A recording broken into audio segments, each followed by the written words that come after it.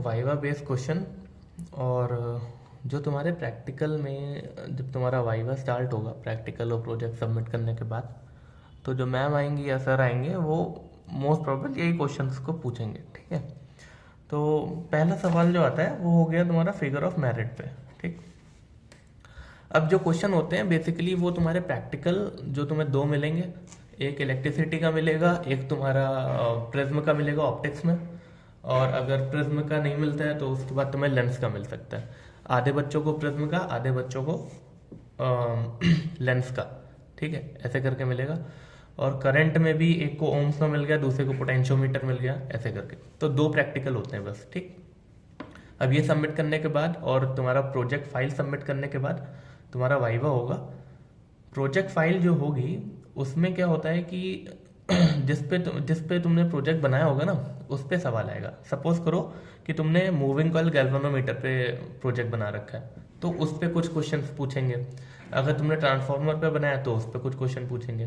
तो सपोज करो किसी ने बनाया मूविंग कॉइल गैल्वेनोमीटर पे एमसीजी पर, तो उसके ऊपर क्या क्या क्वेश्चन आ सकते हैं वो हम तुमसे पूछ लेते हैं। ठीक है, या वो हम बता देते हैं।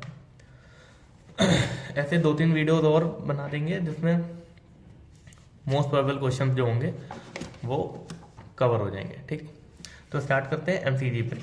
तो एमसीजी क्या है? Moving coil galvanometer. कैसे वर्क करता है ये तुम्हें पता है? किस प्रिंसिपल पे बेस्ड है? तो प्रिंसिपल इसका क्या है, ये इंपॉर्टेंट है। प्रिंसिपल होता है कि बेटा जब भी कोई करंट कैरिंग कॉइल होगी, करंट कैरिंग कॉइल होगा, उसको जब तुम किसी एक्सटर्नल मैग्नेटिक फील्ड में रखोगे, इसका जो मैग्नेटिक मोमेंट होगा नीचे की ओर होगा ना, ठीक है, तो एक्सटर्नल फील्ड में अगर रखोगे तो इस पर टॉर्क लगता है। टॉर्क की वैल्यू किसके बराबर होती है? M cross B. ठीक, अगर एक ही टर्न है तो एम की वैल्यू क्या हो जाएगी? I a cross b, area vector cross b. अच्छा, अगर नंबर ऑफ टर्न्स एन हो गया तो क्या हो जाएगा? N I a cross B. Clear है यहाँ तक? ठीक है, ये तो प्रिंसिपल क्या है? प्रिंसिपल ये है कि a current carrying coil, a current carrying coil in an external magnetic field experience some torque या experience torque। ठीक, ये हो गया इसका क्या प्रिंसिपल। अब गैल्वेनोमीटर क्या होता है? करंट का डिफ्लेक्शन, करंट के डायरेक्शन को मेजर करता है। ठीक है, अब कितना कितना ज्यादा तुम्हारा डिफ्लेक्शन होगा उतना ही ज्यादा इसमें क्या फ्लो करेगा? करंट। कैसे? जैसे सपोज करो कोई यहाँ पे कॉइल है जो कि अपन देख चुके हैं, उसमें दो मैग्नेट लगाते हैं, ऐसे सर्कुलर रहते हैं और हॉर्स शू मैग्नेट जैसे रहते हैं, रेडियल मैग्नेटिक फील्ड प्रोड्यूस करने के लिए रहता है। और यहाँ पे रहती है तुम्हारे पास क्या? कॉइल रहती है, उसमें करंट फ्लो कर रहा होता है। ठीक है, और उसको ऊपर से एक धागा होता है जिससे बांध देते हैं। अब होगा क्या कि अगर इसका तुम क्रॉस सेक्शन व्यू देखोगे तो कुछ ऐसा नजर आएगा। यहाँ पे ऐसे करके ये वायर्स रहेंगे, करंट ऐसे जाएगा, इसका मैग्नेटिक मोमेंट इस डायरेक्शन में कुछ ऐसे करके आएगा। ठीक है, सॉरी इस डायरेक्शन पे आएगा ऐसे करके। ठीक है, तो होगा क्या कि पहला सवाल कि रेडियल मैग्नेटिक फील्ड क्यों लगाते हैं? रेडियल मैग्नेटिक फील्ड क्यों लगाते हैं? रेडियल इसलिए लगाते हैं to produce maximum torque, to produce maximum torque. क्यों मैक्सिमम टॉर्क आएगा? क्योंकि बेटा हर समय मैग्नेटिक फील्ड और मैग्नेटिक मोमेंट के बीच में जो एक्सटर्नल मैग्नेटिक फील्ड प्रोड्यूस करिए ना, उसके और मैग्नेटिक मोमेंट के बीच में हर बार थीटा 90 डिग्री आएगा। इसका मतलब जो एम क्रॉस बी है टॉर्क, वो हो जाएगा बेटा m B sine theta. Theta की क्या रखोगे? 90, साइन 90 कितना हो गया? 1। तो वो हमेशा मैक्सिमम टॉर्क देगा एम बी। ठीक, क्लियर। अब इसको हम ऊपर एक धागे से बांध देंगे। इसको कहाँ से बांधेंगे? धागे से बांधेंगे, ड्रम स्टिक होती है, धागे से जो हमने इधर बांधा, तो होगा क्या? इसमें टॉर्क लग रहा होगा, current carrying coil magnetic field में घूमेगी, टॉर्क लगेगा तो घूमने लगेगा, घूमेगा तो ये धागा जो होगा ये इसको रेजिस्ट करेगा, है ना, रोकेगा। तो अगर इसको रोकेगा तो ये घूमने लगेगा साथ में, धागा भी। अब धागे में ट्विस्टिंग स्टार्ट होगी, तो जितना ज्यादा टॉर्क होगा उतना ही ज्यादा धागा घूमेगा। तो हम इसको फाई लिख देते हैं। ठीक है, टॉर्क इज डायरेक्टिव टू क्या हो गया? फाई। अच्छा, टॉर्क डायरेक्टिव टू फाई हो गया तो प्रोपोर्शनलिटी कांस्टेंट आएगा torque equal to K phi. क्या आ गया बेटा? Torsion constant. ठीक है, बताइए तुम, टॉर्सन कांस्टेंट। और ये फाई क्या हो गया? फाई हो गया बेटा डिफ्लेक्शन, जितना धागा घूमेगा। लेकिन हमको पता है कि जो टॉर्क होता है वो किसके बराबर होता है, n I A B sine theta. अब थीटा की जगह 90 आ जाए तो एन आई ए बी लिख सकते हैं, इक्वल टू किसके बराबर हो जाएगा, के फाई। ये इक्वेशन आ गई, बस इसको ही याद रखना है कि जो टॉर्क होगा एन आई ए बी वो के फाई के बराबर होगा। यहीं से ही 2-3 चीजें पूछी जाएंगी। पहला तुमसे पूछा जाएगा करंट सेंसिटिविटी बताओ क्या होता है। तो करंट सेंसिटिविटी क्या होती है, कोई भी चीज सेंसिटिव है, सेंसिटिव का मतलब है कि छोटा सा उसको टोका और वो ज्यादा फील कर ले गया, है ना, या ज्यादा डिफ्लेक्शन दिखा दिया उसने, ज्यादा रिएक्शन दिखा दिया, तो वो क्या सेंसिटिविटी।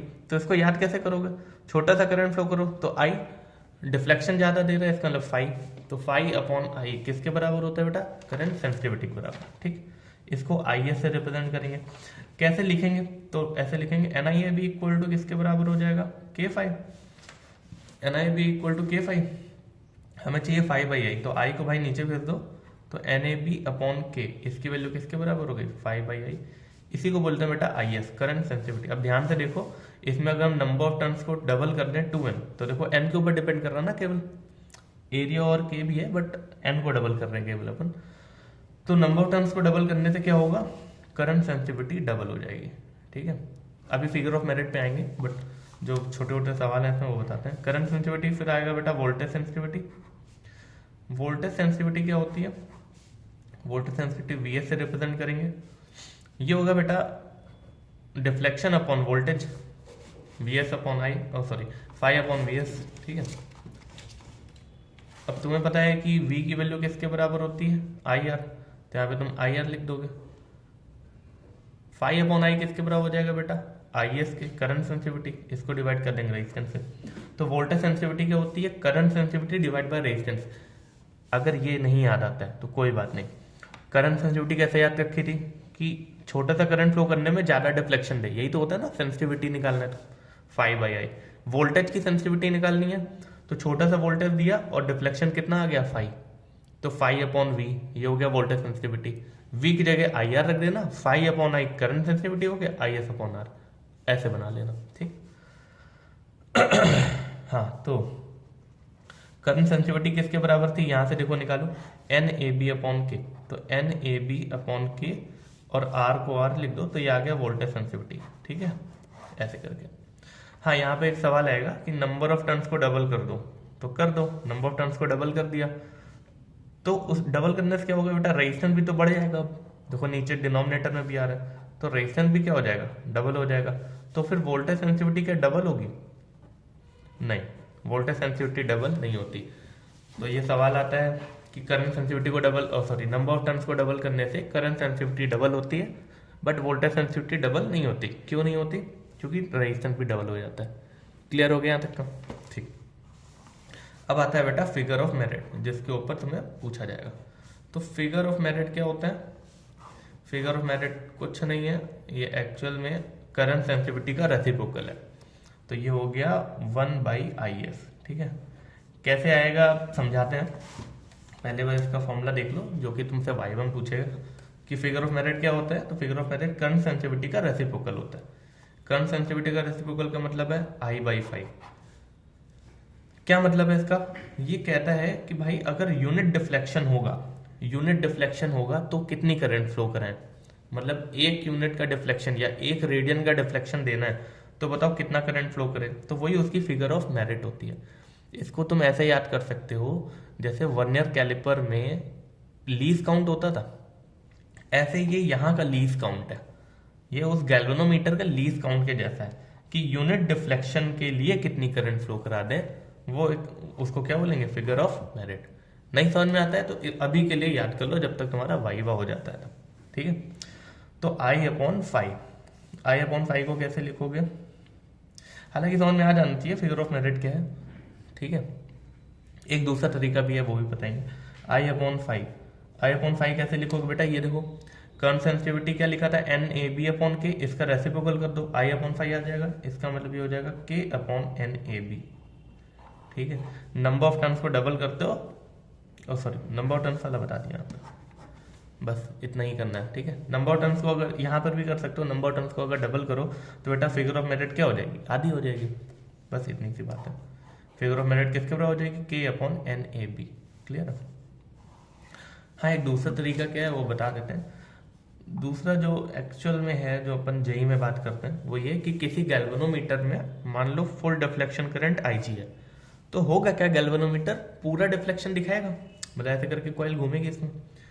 तो मान लो एन डिफ्लेक्शन दिखाता है सपोज, ठीक, तो आईजी डायरेक्ट प्रोपोर्शनल एनओ के हो जाएगा, जितना ज्यादा डिफ्लेक्शन उतना ही ज्यादा करंट फ्लो किया है इसका मतलब।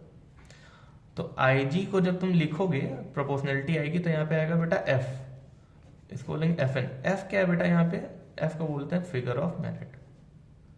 एफ को क्या बोलते हैं, फिगर ऑफ मेरिट। तो यहां से तुम देख सकते हो कि आईजी को एन से अगर डिवाइड कर दे तो फिगर ऑफ मेरिट आ जाता है। आईजी क्या है, फुल डिफ्लेक्शन करंट, एन क्या है, फुल डिफ्लेक्शन, एन क्या है, फुल डिफ्लेक्शन, और ये क्या है, फुल डिफ्लेक्शन करंट, ठीक है। बट